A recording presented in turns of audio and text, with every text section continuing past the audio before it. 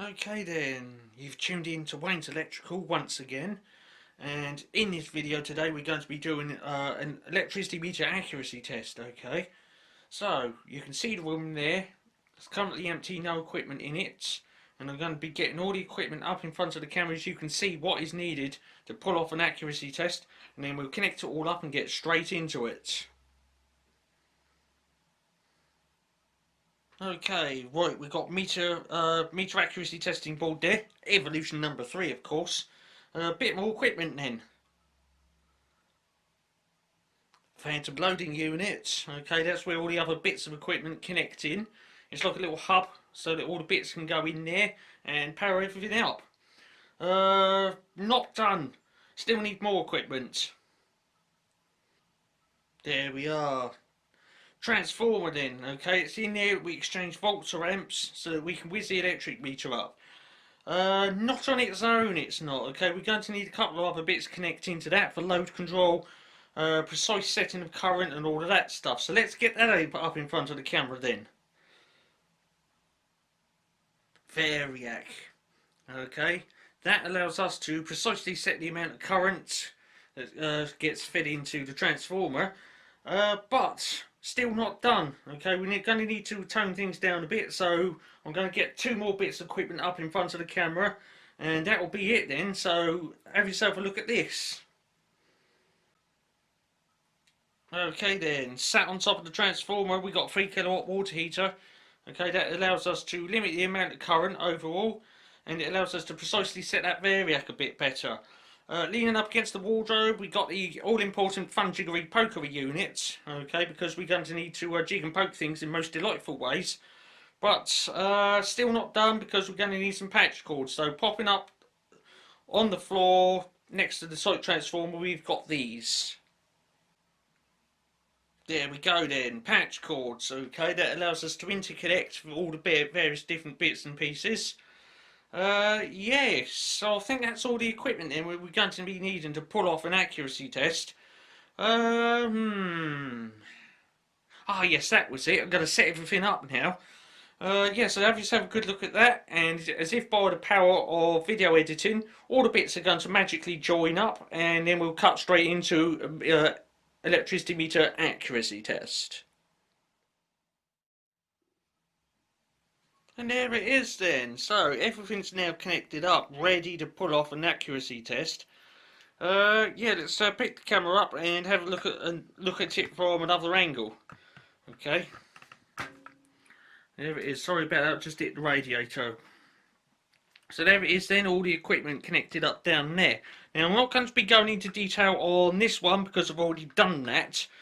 Okay, I've already done that video. So all we need now, on that screw all the way over there on the wall, we need an electric meter to hang on it. So I'm going to get the camera a bit closer then, and let's cut straight into it.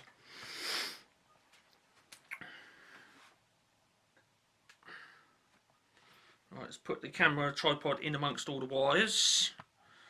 Right about there, I reckon would do it.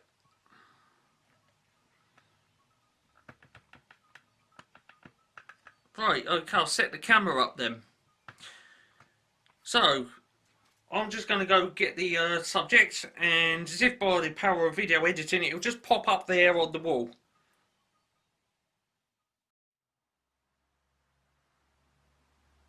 There we are then. Okay, there's the Sangamo Weston S200.31. Okay, don't tune out. Okay, this is the other one. Okay, I own 2 S200.31 instruments, and the other one has got a clear, transparent front case on it. This is the other one. Okay, now, since owning this instrument, I'm pretty sure that I have accuracy tested it at some point in time, but that's the mystery of some point in time, because I can't seem to find any paperwork for it. The only thing I could find in the bag that it was in, that you know, in the box, if I just get it. The only thing I've wrote on there is what the old reading was before I reset it, which was 60,400.08. Okay, that's the only thing I've wrote on it. And, well, that was back in 2005. Okay, way before I started doing YouTube videos, or even before I had a YouTube channel for that matter. So, what we're going to do in this one then is definitely give it a 0.1 kWh accuracy test. Yes, and we'll definitely generate a piece of paperwork for it which I'll attach to the instrument, and it can stay with it, and then we'll know what is what. Now, I've got to wind it up a bit, okay, before we start the test. So, while that's going round, I can give you all the details on the characteristics and all that lot. Okay, I'll just get all this stuff off the screen. I'm going to go down to the Variac then, tease it with a small amount of phantom current to get that numbers to come round. Now then, don't get caught out with this one because the numbers on this go downwards. Okay, so if you see the numbers going downwards and you think I'm running a meter backwards, I'm not. Okay, this is one of these funny, odd, cranky things that Sangamo Weston done. They actually went against what everyone else does and made the numbers go downwards instead of upwards. Okay, so there we are. Right, bit of load wheel action then.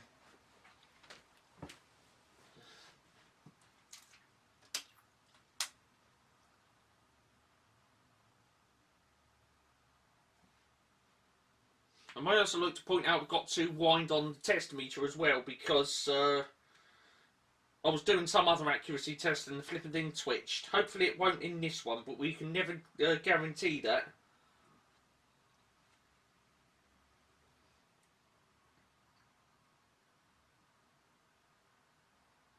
Has that load wheel come round yet? I'm not. Look, here it comes. There it goes. Nice bit of load wheel action then.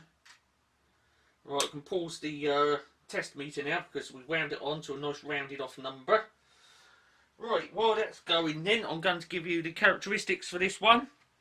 Okay, it's the Sangamo Weston S200.31. It's a single phase 2-wire instrument, of course. 240 volts, 20 to 80 amps, but we're not going to be getting anywhere near that. The bit we're interested in is the load wheel characteristic, which is 166 166 and 2/3 revs, or if you want to put that into, you know, into a calculator, you'd have to enter in 166.66. Okay. We're doing a 0.1 accuracy test though, so we need to take that characteristic and divide it by 10 to give us 16.666. Okay, now we've got tolerance to play with. Okay. And, yes. I'm just going to check that, I'll just be back in a minute. I'll just pause that. I need to get square up to that. Yeah, a couple more turns on that then. Right, we've got a tolerance to play with, do excuse that. Got tolerance and it is 2%, so the fastest this could be is 16.99932 and the slowest it can be 16.33268. Did you get all of that? Okay, so once that load wheel's come around then we've got it bang on the middle of number 5. This number 5 here. We're going to get into it. There it is. Let's have a square on look at that then. I'm happy with that. Got to wind it back a bit. It's gone backwards. It's gone on a bit too much. Right. The satisfaction of the meter accuracy testing board. It allows you to do it slow forwards, slow fast, forwards, backwards, and all over the place. So let's recap on the numbers then. 16.666 for the ideal speed. Fast is 16.99932 and slow is 16.33268. Okay, not that you'd ever get it down to that kind of degree of precision without whipping out a laser, and I haven't got one. Okay, so you can play along at home, just count the full revs. Okay, you can obviously count 16 of them, and I should do the last bit, okay, with a degree of precision. Okay, so you ready then? Let's get into it. Okay then, 0.1 kilowatt hour accuracy test on Sangamo Weston S200.31. In 3, 2, 1, release electrons. Oh, stop, I'll pause. Flipping test meter's done something. I've got to clear the test meter. We got to have these things accurate. Something happened there. Right, I left the variac on. Right, let's go again. Sorry about that. Right, I've cleared the test meter, so everything's starting off at nice rounded numbers. No one's cheating or nothing. Right, let's go again then. 0.1 kilowatt hour accuracy test on Sangamo Weston S200.31. In 3, 2, 1, release electrons.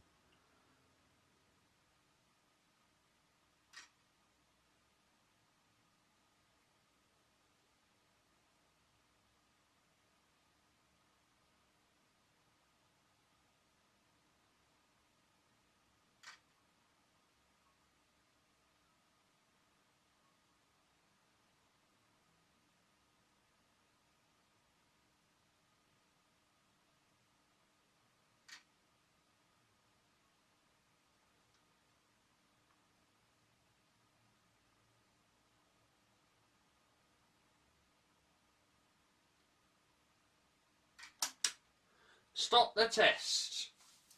That is it right there. Obviously speaking, I counted 16 revs on the load wheel, but it's disappeared around the side there, so which it would do if it's accurate. And what I've got to do now is have a look on top of the load wheel to see what number is right at the front there, and then that will determine how close we got to the ideal speed of 16.666.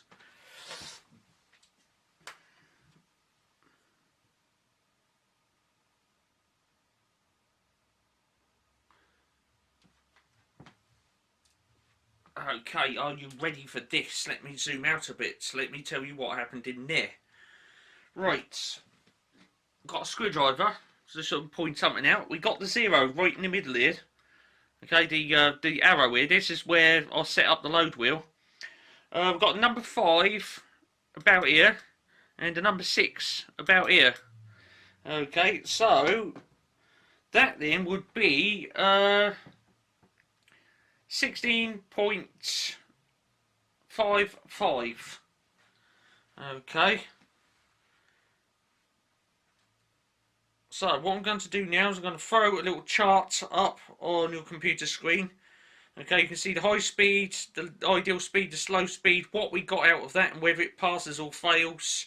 Okay, if it passes, there will be a big green box with pass wrote in it. If it fails, there will be a big red box with fail wrote in it. Okay, have yourself a look at this then.